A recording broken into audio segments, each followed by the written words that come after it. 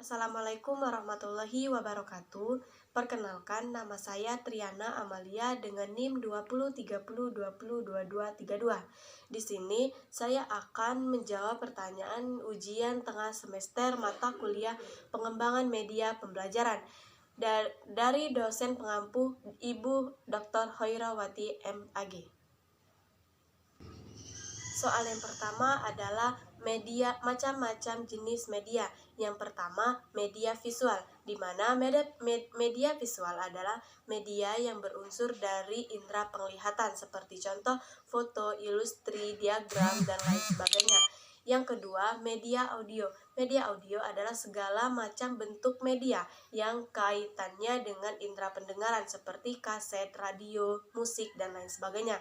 Yang ketiga yaitu media audiovisual, yaitu media yang punya unsur suara dan unsur gambar yang bisa dilihat. Seperti contoh yaitu rekaman, video, slide, suara, dan lain sebagainya. Yang keempat, media multimedia, yaitu gabungan dari berbagai media untuk menyampaikan informasi seperti teks, gambar, video, musik, bahkan animasi, dan lain sebagainya. Yang selanjutnya yaitu media realita, yang merupakan semua bentuk unsur yang dilihat dari lingkungan sekitarnya, seperti contohnya yaitu tumbuhan, batu, hewan, manusia, serangga, hingga benda, air, sawah, dan lain sebagainya. Yang kedua adalah kriteria media pembelajaran. Yang pertama, jelas dan rapi. Media pembelajaran yang baik harus jelas dan rapi dalam tampilannya, seperti format suara, tulisan, ilustrasi, gambar. Hal ini penting dalam proses pelajar mengajar, melalui sikap siswa dalam proses belajar hingga memanfaatkan media itu sendiri dalam memaksimalkan dalam perbaikan pembelajaran. Yang kedua, bersih dan menarik. Bersih dalam artian tidak ada gangguan yang tidak perlu dalam tampilan media pembelajaran. Yang ketiga, cocok dengan sasaran. Media pembelajaran harus disesuaikan dengan jumlah sasaran, karena media pembelajaran yang diperuntukkan untuk kelompok besar belum tentu cocok digunakan dalam kelompok kecil atau seperorangan. Selanjutnya yang keempat adalah relevan dengan topik yang diajarkan. Dalam media pembelajaran yang dibuat harus sesuai dengan kriteria isi berupa fakta, konsep, prinsip, produsional, dan generasionalisasi.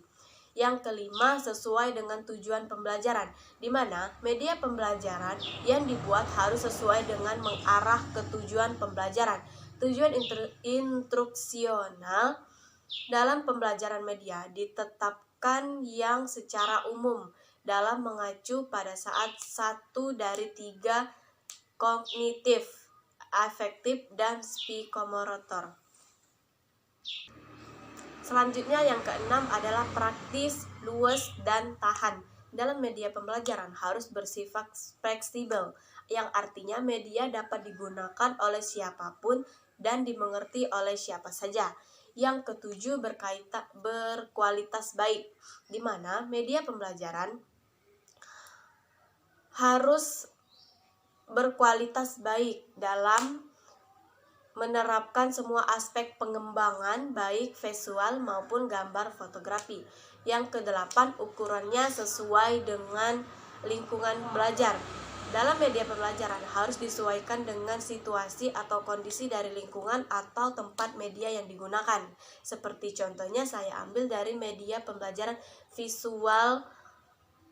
media visual. 3. Langkah-langkah pengembangan media. Yang pertama, perencanaan, di mana dalam perencanaan menerapkan tujuan yang harus dicapai dalam menentukan kegiatan yang harus dicapai dalam tujuannya tersebut.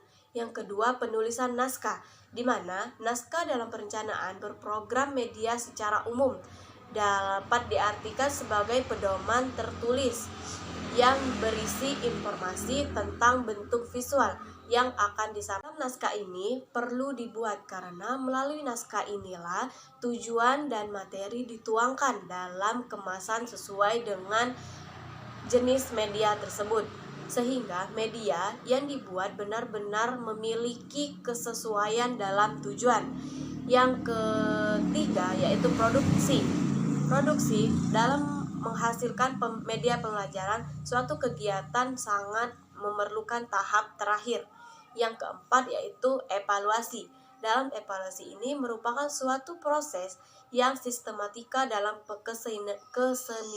kesinambungan produktor pengembangan media pembelajaran untuk mengumpulkan, mengolah, dan menganalisis data yang dapat digunakan sebagai dasar pengambilan keputusan serta menyusun dan menyempurnakan program kegiatan untuk program yang selanjutnya. Itu saja yang dapat saya sampaikan, lebih dan kurang saya mohon maaf. Wabillahi taufiq wal hidayah. Wassalamualaikum warahmatullahi wabarakatuh.